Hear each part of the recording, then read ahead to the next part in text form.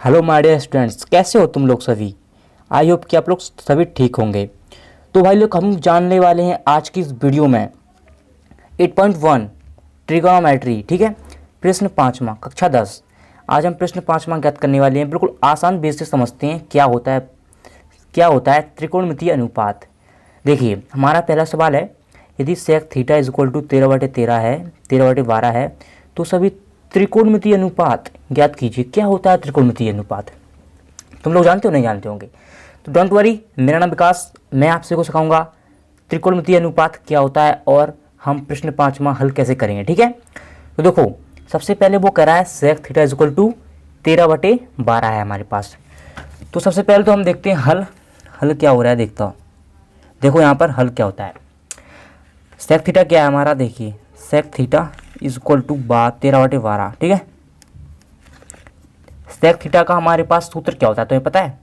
मैंने तुम्हें कल की वीडियो में बताया था कि तुम्हें ये पूरे त्रिकोणमितीय अनुपात ज्ञात करना होगा एंड उनके सूत्र आपको याद करने होंगे, तभी त्रिकोणमितीय अनुपात को ज्ञात कर पाएंगे। ठीक है, तो सेक थीटा का सूत्र होता है कर्ण बटे आधार। ठीक है, अभी मैं तुमको बताऊंगा कि त्रिकोणमितीय अनुपात क्या होता है। देखिए, कर्ण बटे आधार।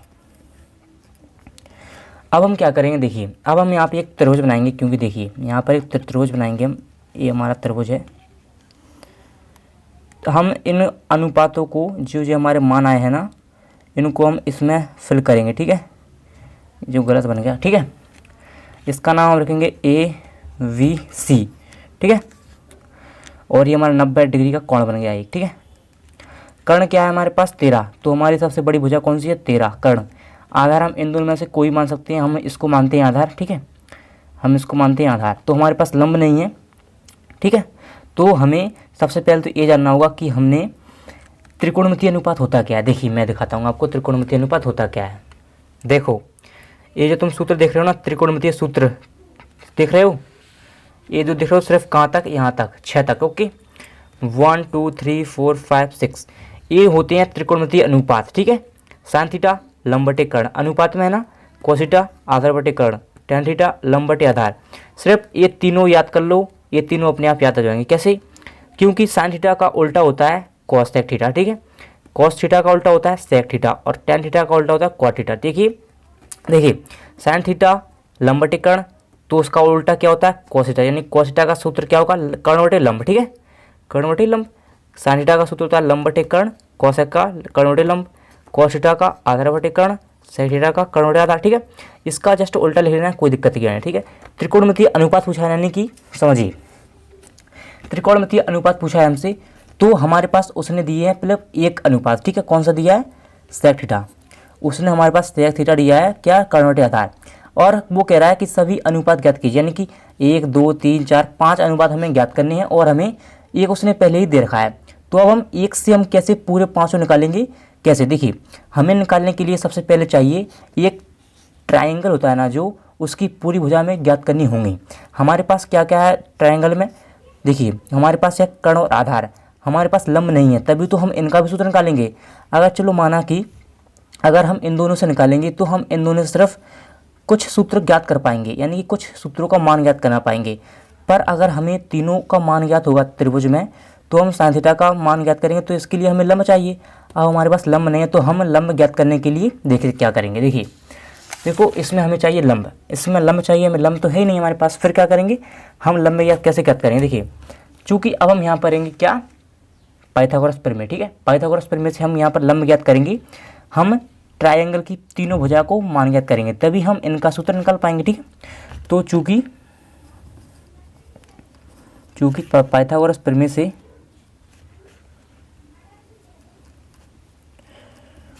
पाइथागोरस प्रमेय से, ठीक है, देखिए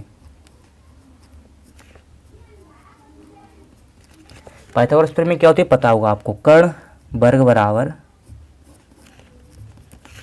आधार का वर्ग प्लस लंब का वर्ग। अब हमारे पास लंब नहीं है, देखिए, तो हम इन दोनों से निकालेंगे लंब, फिर हम इनको हमारे पास फिर तीनों भुजाएं आ जाएंगी, फिर हम इनका मान निकालेंगे अनुपात होगा। ठीक है, देखिए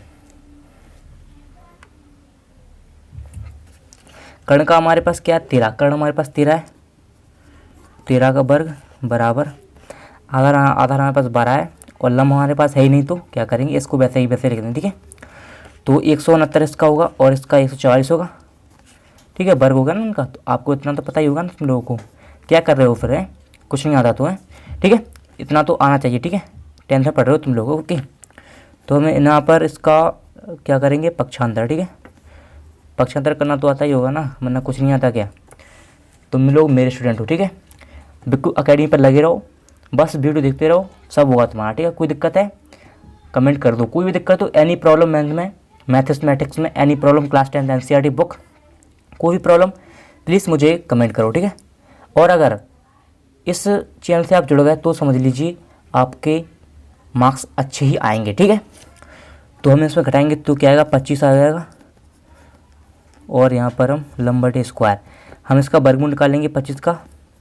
ठीक है, और इसका आपने एक सूत्र पढ़ा होगा, भाग में घाते घटती हैं। भाग, अब आप सोचेंगे भाग कहाँ है यहाँ पर। जब हम यहाँ पर लंब को यहाँ पर लाएंगे बटे में, तो क्या हो जाएगा, आधार समान है तो घाते घट जाती हैं, यानी कि घाते घट जाती हैं, तो यानी कि लंब बराबर हमारा जो हो गया ना वो 5 आ गया। ठीक है, लंब बराबर आना 5, यानी कि ये लंब जो वो 5 आ गया।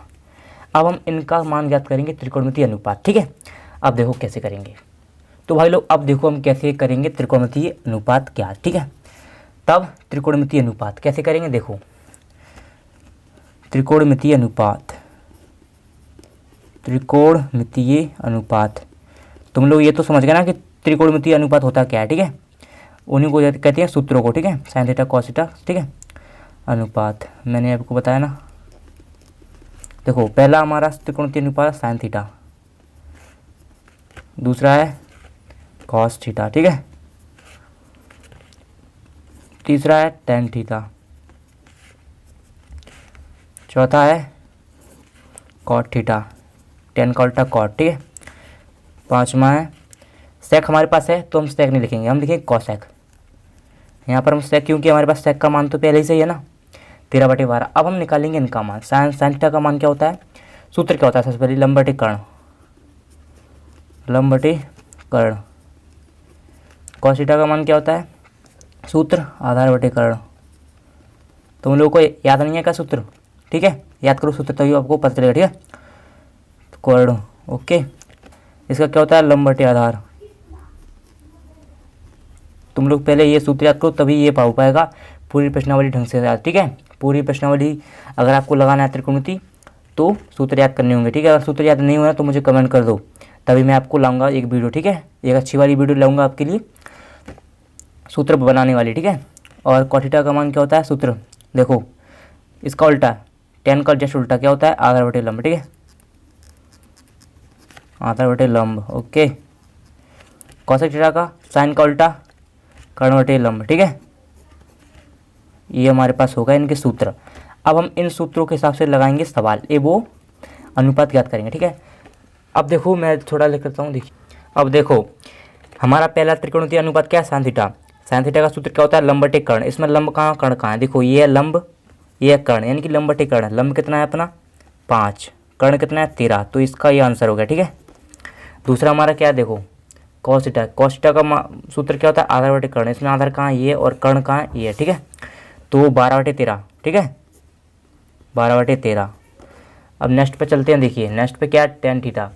टेन थीटा का सूत्र क्या होता है, लंब/आधार। लंब कहाँ है यहाँ पर, देखो लंब ये है, आधार ये है। ठीक है, 13 नहीं, ओके सॉरी, लंब कहाँ है, 5 है। ओके, लंब 5 है और आधार क्या है 12। ठीक है, और ये क्या है, कॉट थीटा का उल्टा, जस्ट उल्टा, यानी कॉट थीटा का जस्ट उल्टा, तो 12/5। ठीक है, उल्टा है ना। ओके, नेक्स्ट क्या है, कॉसेक थीटा। कॉसेक थीटा क्या है, कर्ण/लंब, यानी कि साइन थीटा का उल्टा क्या है, 13/5। ठीक है, 13/5। इसका 5/13 है, इसका 13/5 क्योंकि जस्ट उल्टा। और अभी हमने सेक थीटा करना, क्योंकि सेक थीटा का हमारे पास पहले ही सही है। ओके, तो ये हमारे सारे आ चुके हैं मान। ठीक है, बिल्कुल आसान तरीके से सीख गए आप लोग कि क्या मैंने आपको क्या समझाया। बस एक बात याद रख लो दोस्तों, सूत्र याद करना बहुत ज़रूरी है त्रिकोणमिति में, वरना आप कभी भी त्रिकोणमिति के सवाल नहीं कर पाएंगे। पूरी त्रिकोणमिति सूत्रों के आधार पर चलती है, और सूत्र याद कर लो तो आपका भला हो जाएगा, वरना कुछ नहीं होगा। वरना वैसे ही आप समझ रहे होंगे कि क्लास 10th में त्रिकोणमिति बहुत अच्छे नंबर की आती है एग्ज़ाम में, तो प्लीज़ त्रिकोणमिति पर अच्छा पकड़ कीजिए अपनी और अच्छे पढ़िए, ठीक है। तो सूत्र आपको याद कर लीजिए, अगर याद नहीं हो रहे हैं तो मैं कह रहा हूँ बार बार कि मुझे कमेंट करो, तभी मैं सूत्र की वीडियो लाऊंगा। ओके, अब ये चलता हूँ, जस्ट समझ गए होंगे आप लोग। सबसे बड़ी भुजा, कर्ण, लंब, आधार, ठीक है। तो बाय बाय, टेक केयर दोस्तों, मेरे दोस्तों प्यारे, सभी तुम लोग ठीक हो ना। Bye bye, take care, next video आपसे मिलता हूँ।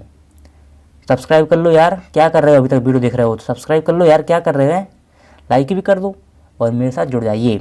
मैं आपको बिल्कुल 0 लेवल से सिखाऊंगा हर चीज़ मैथमेटिक्स क्लास 10th की। अगर कोई और प्रॉब्लम है तो प्लीज़ कमेंट कीजिए, मुझे अपना समझकर ही मैं कह रहा हूँ आपसे, मैं आपको अपना ही मानता हूँ, आप भी मुझे अपना मानिए, ठीक है। तो बाय बाय, टेक केयर मेरे दोस्तों, अब मैं चलता हूँ, ठीक है।